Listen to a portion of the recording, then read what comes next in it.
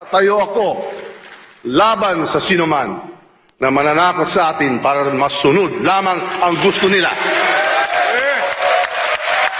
Itindig ako tayong lahat para sa kapakanan ng bayan.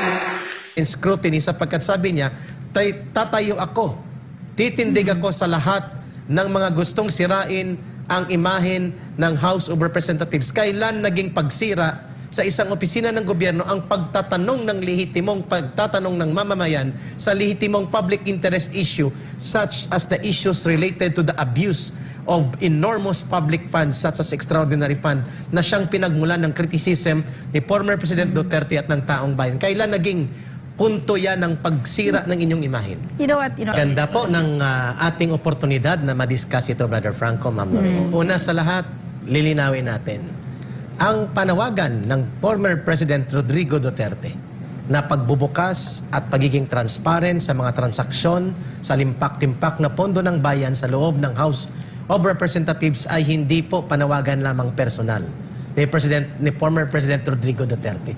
Panawagan po yan ng mamamayang Pilipino. So kaninong tumitindig si House Speaker Romualdez sa mamamayang Pilipino para hindi buksan ang accountability and transparency sa mga transaksyon sa limpak-limpak na pondo ng pera na walang mga liquidation, kung hindi certification lang. And we're talking of hundreds of millions or even billions of pesos like sa kanyang opisina. There is an admitted fact and admitted information na may 2 billion siyang extraordinary fund and 1.8 billion extraordinary fund, 2 billion travel fund. Na pareho lang din ang kategorya. Extraordinary fund pa rin. So almost 3.7 billion. At ang mga kongresistang ito sa buong Pilipinas, they do not own Congress. Neither they own the funds of the people. They are only there to administer these funds for the welfare and benefit of the people. Ano ang mali doon sa pagpuna at panawagan ni former President Rodrigo Duterte na buksan ang mga libro, ipa-audit, be transparent, and make the people informed? Sabi ng ating former president, who happens to be a lawyer, yan ay constitutional mandate ng mga opisina at mga naglilingkod sa gobyerno at yan ay constitutional na karapatan ng mamamayan to be informed. Ngayon, para saan itong Resolution 1414 na ipinasa nila kahapon? Para daw ito depensahan ang integridad at ang dignidad ng Kongreso na inaatake ng ilang individual. Excuse me. Ang pag-question ng mamamayang Pilipino in which Rodrigo Roa Duterte belongs to the people. Mamamayan siya. Hindi lang siya former president. He also enjoys the basic and fundamental right of every Filipino citizen guaranteed in the Constitution, the right to be informed and the right to redress and petition the government for transparency. Speaker Martin Romualdez, kanino ka tumitindig? Kanino ka tumatayo? Kanino yung ipinapasa ang resolusyon na sinasabi niyong para depensahan ang pag-atake sa integridad at dangal ng Kongreso? Ang inyong integridad at dangal ay inutang at hiniram niyo sa mamamayang Pilipino at yan ay kasama dyan ang pagiging transparent at accountable nyo sa inyong mga transaksyon sa pondo ng gobyerno na limpak-limpak pati ang mga komunistang operatiba ay nakikinabang at walang alam ang mga mamamayan saan ito napupunta, gaano kaluho ang paglulustay ng mga pundong ito, which makes it a valid point coming from the people and the former president. Then why are you coming out with this nonsense resolution? Kanino kayo nagtatanggol sa pagtatanong ng mamamayan? Ma'am Lorraine Maribadoy and Brother Franco. I like what you said, Eric, no? Kasi I think that we have to disabuse the speaker of the notion that he apparently seems to have that Congress is untouchable and that we cannot criticize, no? The demand of the former president to open the books, and it's not beyond the pay. Nakasama yan sa karapatan namin, no? Yes. And I like so much though what the speaker said when he urged everybody in Congress to rally behind what he called the moral compass. And then he said that he defined what that moral compass was. And he said it was the will of the people.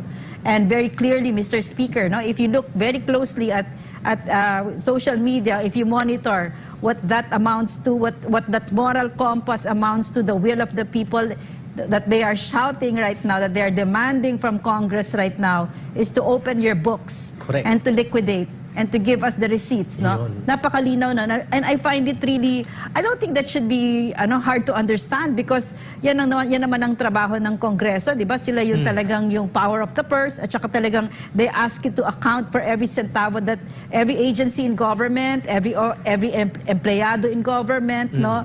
Ang hinihingi nila, anong ginawa ninyo? 'Di ba? Pumaharap kami diyan at yan ang tinatanong basically, 'di ba? So, I don't think it should be hard for you to understand, Mr. Speaker and everybody in Congress, why the Filipino people are demanding that you give us a very clear accounting. Klaro, Brother Franco. Siyempre, Ma'am Lorraine, ang una sa lahat, kinakailangan natin isipin na kaya tayo naglilingkod para sa taong bayan.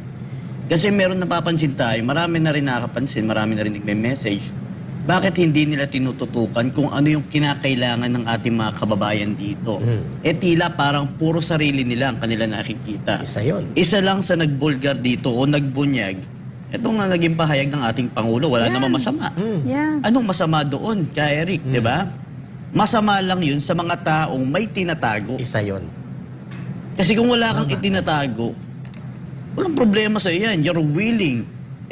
Ang ating Pangulo nga, siya na nga, ang ating former president nga, siya na nga mismo nagsabi. Kahit siya mismo ang unahin. Dalawa sila Isama mo si Vice President. Dalawa sila, diba? unahin daw sila. Yan pa lang bakit kayo matatakot, di ba? Yes. And Pierre Ardi, Correct, no, Franco. what he did was napakagandang citizenship yon, vigilant na citizen, no, na he blew the cover on this really scandalous na amounts of money pala that are not being liquidated. Correct. And so Speaker Romualdez talked about the integrity of the House, no. So show us your integrity. In fact, no, what will destroy your integrity is if you do not open those books, Correct. no. Open those books and show us your integrity, no. Ngayon, ma'am, Kasi- isa pang punto, Brother Franco. Minamalain daw. At first, hindi pinangalanan nila Speaker Martin Romualdez at itong Senior Deputy Speaker na pumalit kay former President Gloria Macapagal Arroyo. Ngayon ko lang nga siya nakita, Brother Franco, no? Who's this? Si Dong Gonzales from Pampanga. Siya pala yung pinalit kay PGMA. Kaya nang pinalitan, doon nagsimula yung word na tamba. Doon nang tinanggal unceremoniously si former President GMA as Senior Deputy Speaker when she was with some congressmen sa Korea. Pagbalik niya, tinanggalan na siya ng ganong posisyon. At ito pa lang ipinalit si What was her position nga? Senior Deputy Speaker of the House. Okay. Oo. Alright. So ngayon, nag-gimmick at nagdrama pa siya. Hindi na sa namin papatulan dito sa Laban Kaya nga, Kasamang Bayan. Dahil pala siya ay member ng political party ni Pangulong Duterte, kung saan nabilong si Pangulong Duterte, yung PDP Laban. Ang sabi niya, before ko banggitin, kasi pinipressure siya ni Edsel Lagman, no? Sabi ni Edsel Lagman, why is that name not mentioned here? Moro-moro, eh. Oh, parang, is that name sacrosanct? Santo Santita ba yan? Yung pangalan na yan? Bakit ayaw nating pangalanan dito? Yan, no? And bigla na lang sinabi niya, magre-resign muna ako sa PDP Laban at pinangalanan nila si Pangulong Rodrigo Duterte na siya daw ang sumisira sa imahe at sa integridad ng House of Representatives. By why? By telling the truth Yes, about exactly. those unliquidated funds, or Correct. then this Dong Gonzales has it all wrong, no? Oo. It's not the president, the former president, that has destroyed the image of the House, but that you will not open it and be accountable to the Filipino people. That's what's destroying that image. Correct. no? At dito nagmula ang kanilang galit sapagkat ibinulgar ni Pangulong Duterte ang kanilang collusion, pakikipagsabuatan sa mga CPP, NPA, There you ND go. party list. Ang sabi ni Pangulong Duterte, itong mga komunistang ito na nag-i-infiltrate ng gobyerno, imbis na sila ang buksan ng libro at pigilan ang pondo ng gobyerno na mapunta sa kanila, sila pa ang kinasangkapan para atakihin at ipahiya ang Vice Presidente at the plenary. Yeah. Where can you find that?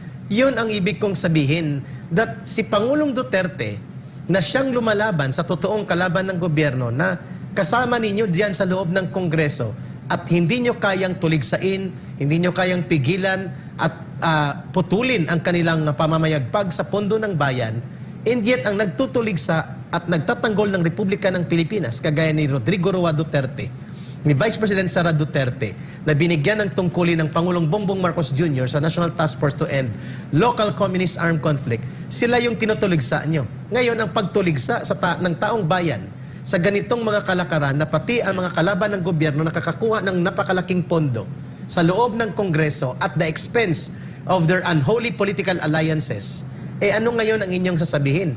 Kapag nagtanong ang mamamayan, ibig sabihin kami ay tumutuligsa sa inyong integridad at kami ay bahagi na ng isang grupo na nagwawasak ng imahe ng Kongreso. So sana punta ang aming mga batayang karapatan na nakasaad sa konstitusyon. Imagine, a Speaker of the House cannot be subjected to any public criticism and scrutiny sapagkat sabi niya, tatayo ako, titindig ako sa lahat ng mga gustong sirain ang imahen ng House of Representatives. Kailan naging pagsira sa isang opisina ng gobyerno ang pagtatanong ng lehitimong pagtatanong ng mamamayan sa lehitimong public interest issue such as the issues related to the abuse of enormous public funds such as extraordinary fund na siyang pinagmulan ng criticism ni former President Duterte at ng taong bayan. Kailan naging punto yan ng pagsira ng inyong imahen? You know what?